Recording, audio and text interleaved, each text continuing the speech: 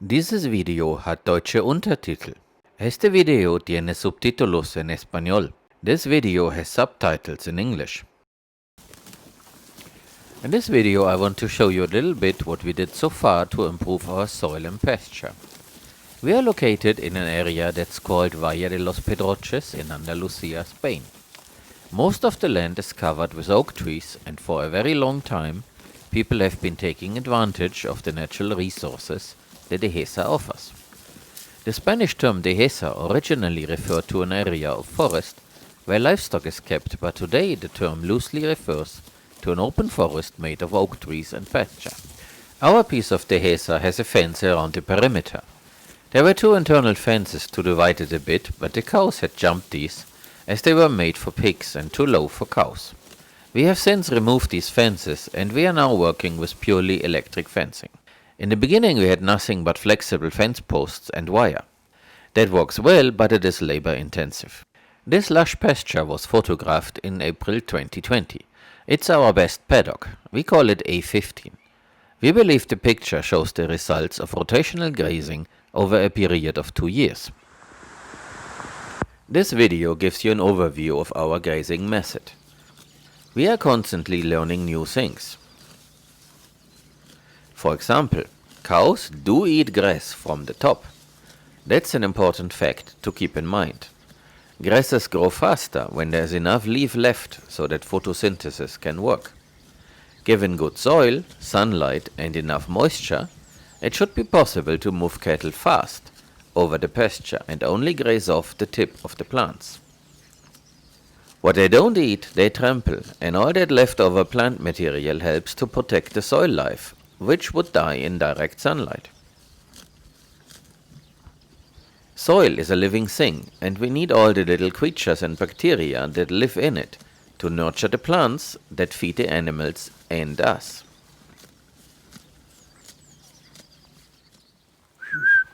We are also training our cows to respond our call. The use of flexible fence posts was a very good way of starting, as it allowed us to figure out what we actually need and want. Let me show you around a bit using this footage collected over the last year and a half. You will see us calling the cows and use these lanes to guide them to a new area for grazing.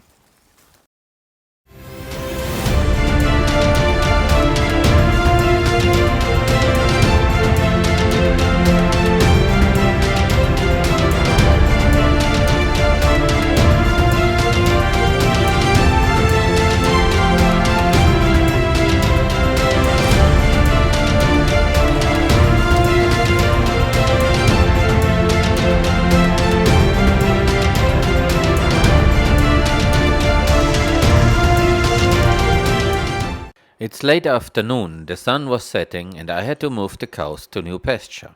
I was calling them from far away by whistling. Initially they could not see me, only hear my whistle. When they eventually showed up, they were going straight ahead, following the path. I wanted them to come to A11, so I whistled again a few times.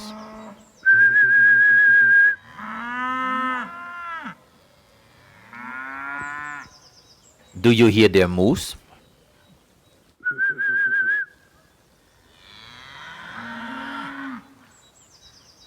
Seems like they are talking to each other. Guys, we need to go the other way.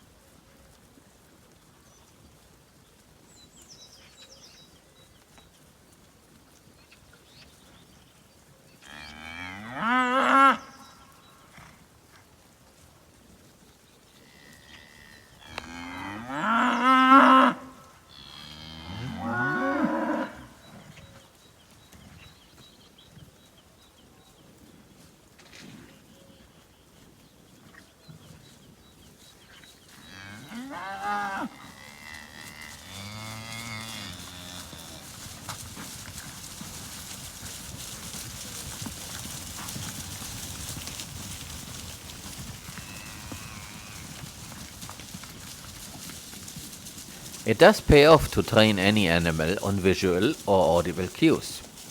They have a brain and are able to understand certain things. It's normal for them to call each other, and it's not a far stretch to being called by a human. Training animals is best done with the incentive of food. In the case of these cows, they know that they will have access to fresh pasture. You give a dog a treat, and the treat to a cow is the pasture in a new paddock. The bulls had to stay in the other paddock. Our cows also have a free choice of minerals that we provide them close to water sources. They really like it, and we can see them licking the block for a long time, taking turns at it. Minerals are important to keep them healthy and their immune system strong. Here in our area, cows are kept outside the whole year round. There are no stables. During winter there is no snow, but it can get as cold as -5 degrees Celsius for a few hours during the night. Something we are doing right. We've had a few incursions by sheep and cows from the neighbors. These white cows are mooing like they are asking our cows to tell them how to get here.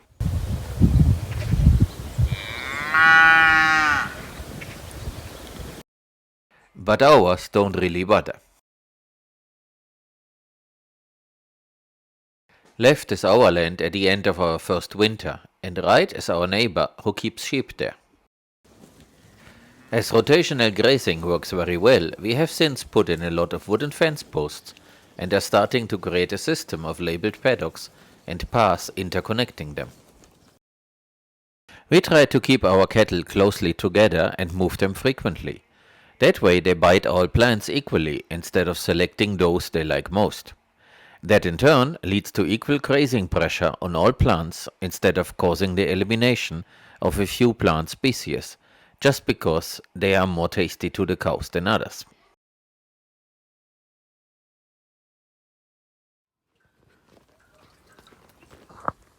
Water is provided at certain points along the animal pathways.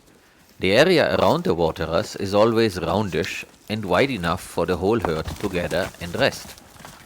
At some point, they then decide to go back to grazing. The walk from the paddock to the water and back to the paddock can easily be a kilometer. In nature, animals have to walk a lot to the nearest water source. We try to mimic nature. Walking is good for our cattle. It keeps them healthy, and eventually the beef is going to be very good. Now they are going up to Zone C across the easement in the middle of our land.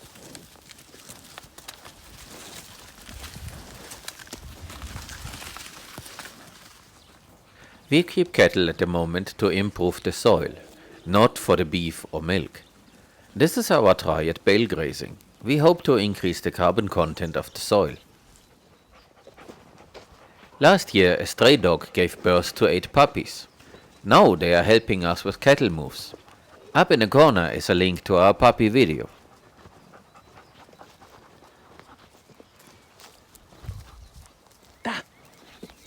These puppies are just 5 months old and are still a bit unsure about what to do. We want to push the cows out of this paddock at the end of the grazing session. Come. Eventually, I was showing them what to do. Hopefully, they pick it up.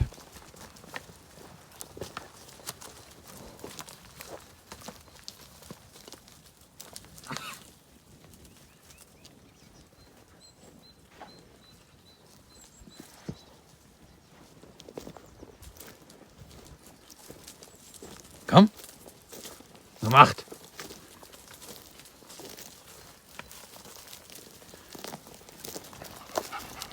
Dahin. Dahin. Komm. Nummer 8. Da.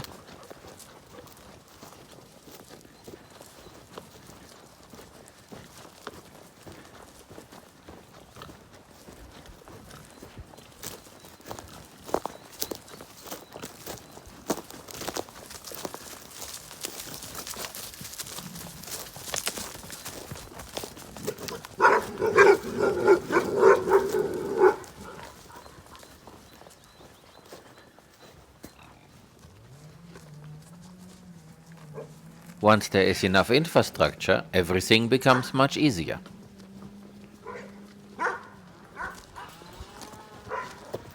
The struggle is to build up all that infrastructure in the first place.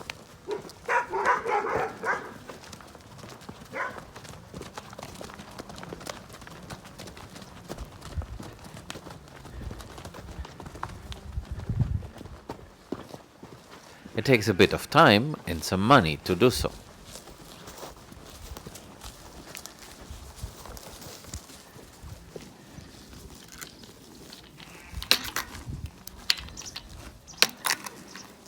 At some point, cattle moves become a question of opening and closing gates. Areas that used to be very poor and devoid of plants are significantly improving now.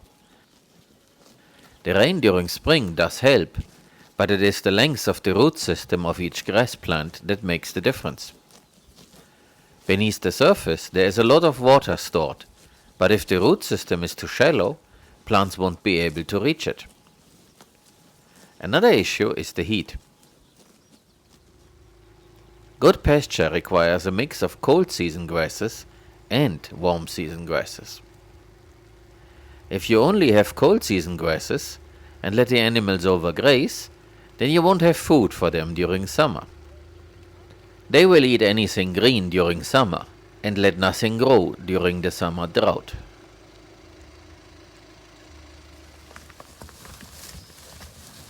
The system of paths and paddocks, where we just open and close gates, works well, but some of the younger Limousin cows still don't get it. They are either a bit stupid or very afraid.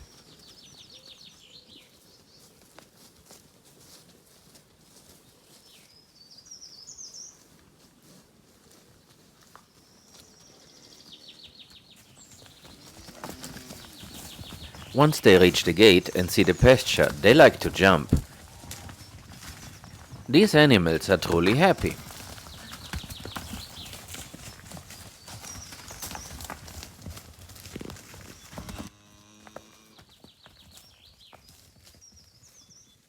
Everybody went into the paddock, but this one turned around and goes back alone.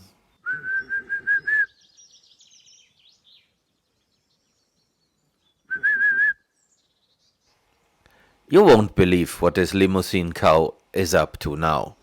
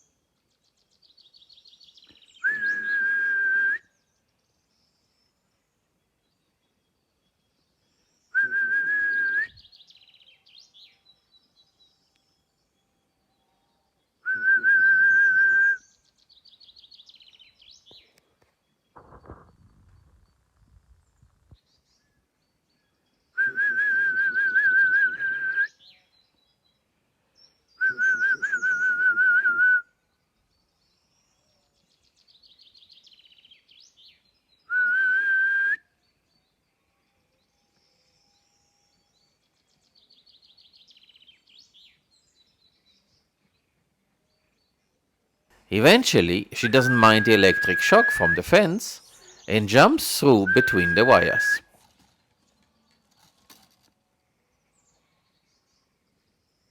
We've had some trouble with these Limousin cows.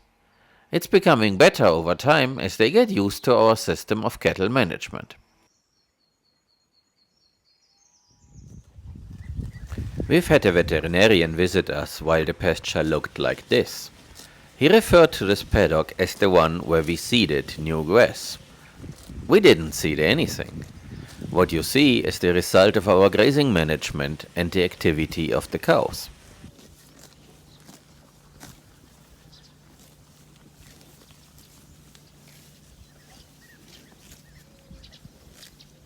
The biggest challenge we now face is no green grass during summer. For spring 2020 we had ordered seeds of a grass plant called Panicum maximum. This is a plant that does a different kind of photosynthesis called C4.